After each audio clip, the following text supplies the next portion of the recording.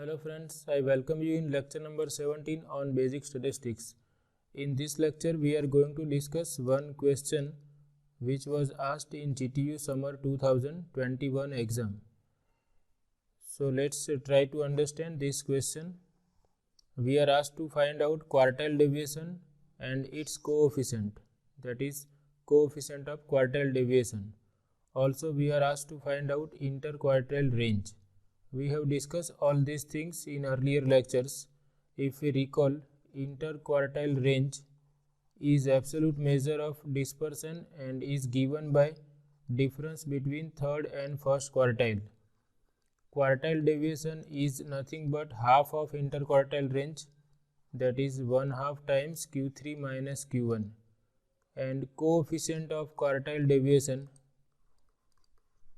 is nothing but Q3 minus Q1 divided by Q3 plus Q1. So this is relative measure of dispersion. These two are absolute measures of dispersion. So in all these formulas we require values of first and third quartiles. So first we will find out first and third quartiles for this frequency distribution. And if we observe here, these classes are open-ended classes. Here there is no lower limit given, here upper limit is not given. So this type of classes are known as open-ended classes. Remaining classes are 35 to 37, then 38 to 40, 41 to 43. So we can see the gap between these two values. This is lower limit of this class 38 and this is upper limits of its preceding class. So there is a gap between this lower limit and upper limit. Same thing here. Here we have 41, here we have 40. So there is a gap of 1. So these classes are not exclusive, and we know that the formulas for quartiles are applicable for exclusive type classes only. So first we convert these classes into exclusive type classes. For that we write down that gap between lower limit of any class and upper limit of its preceding class. So that is 38 minus 37, or we can see 41 minus 40. So that gap is 1. Therefore d by 2 is 0.5.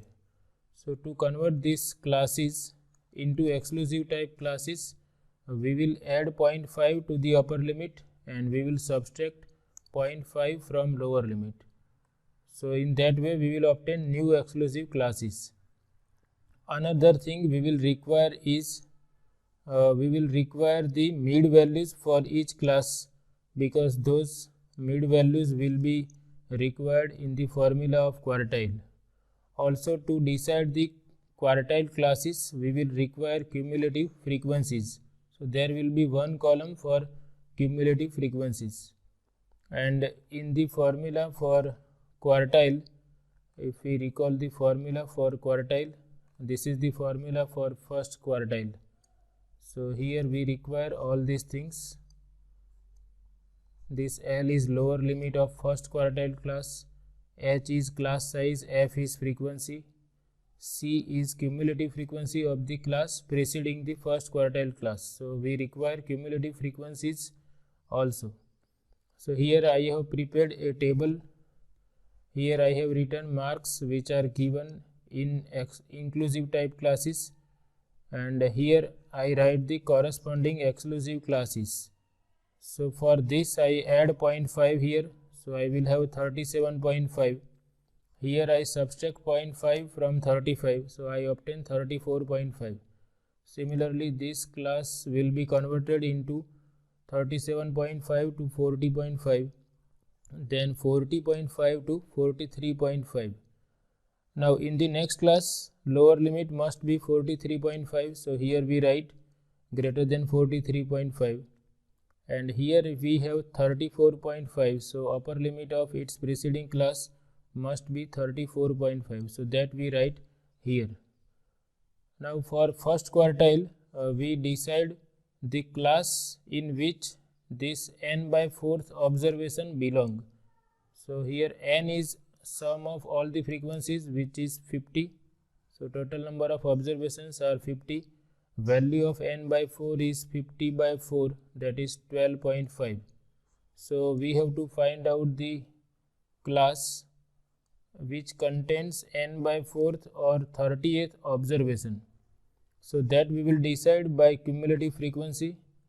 If we observe that first 8 observations are belong to this class less than 34.5, then observation number 9 to 24 will belong to this class.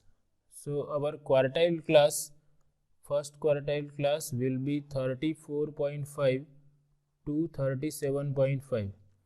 n by 4 is 12.5, that is approximately equal to 13, and the class which contains 30th observation is first quartile class. So 30th observation is in this class. So this is the first quartile class. Frequency of this class is 16, so we will consider f equal to 16. Lower limit of this class is 34.5. Cumulative frequency of preceding class, that is 8, that we will consider as C, and class size, that is difference between 34.5 and 37.5, is 3. So with all these values we are able to compute first quartile using this formula. So we substitute all these values in this formula, and using scientific calculator I obtain that first quartile is 35.3438. I have done all these calculations up to 4 decimal places. Now for third quartile, the only difference is here 1 will be replaced by 3, and this n by 4 will be replaced by 3n by 4. So first we have to decide the quartile class containing third quartile or third quartile class. So for that we find out that which class contains 3 by 4th observation using cumulative frequency. The value of 3n by 4 is 3 times 50 by 4, that is 37.5, and it is rounded up to 38. So we find out the class containing 38th observation. So if we observe the column for cumulative frequency, observation up to 37th observation are in this class, and observation number 38 will belong to this class. This class contains observations from 38 to 45. So this is the class in which 3n by 4th observation belong. So this class is third quartile class. Frequency of this class is 8, that we will consider as f. Cumulative frequency of preceding class is 37, that we will consider as C in the formula of third quartile, and lower limit of this class is 40.5. Value of class size is same, it is 3 for this class also. So to compute third quartile, we first identify the class which contains 38th observation, and we found that class is 40.5 to 43.5. Lower limit of this class is 40.5. Frequency of this class is 8. Cumulative frequency of the class preceding the quartile class is 37, and class size is 3. And we have ready-made formula for third quartile. So we substitute all these values in this formula, and we obtain that third quartile is 40.6875. So we have obtained first and third quartile.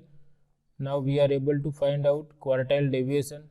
Quartile deviation is given by Q3 minus Q1 divided by 2. So we put values of Q3 and Q1 here, and we obtain that quartile deviation is 2.6719, and coefficient of quartile deviation is Q3 minus Q1 divided by Q3 plus Q1. Q3 minus Q1 is written here, and q3 plus q1 is this sign replaced by positive sign here, and we obtain that coefficient of quartile deviation is 0.0703, and interquartile range is difference of third and first quartile, which is 5.3437. Okay, so in this way we can do this type of problems. We just have to remember the corresponding formulas. So here the main formula is q1 equal to L plus h by f n by 4 minus c. This is the formula for first quartile. For third quartile we will replace 1 by 3 here. Here also this is multiplied by 1, so we consider 3n by 4. Interquartile range is difference of q3 and q1.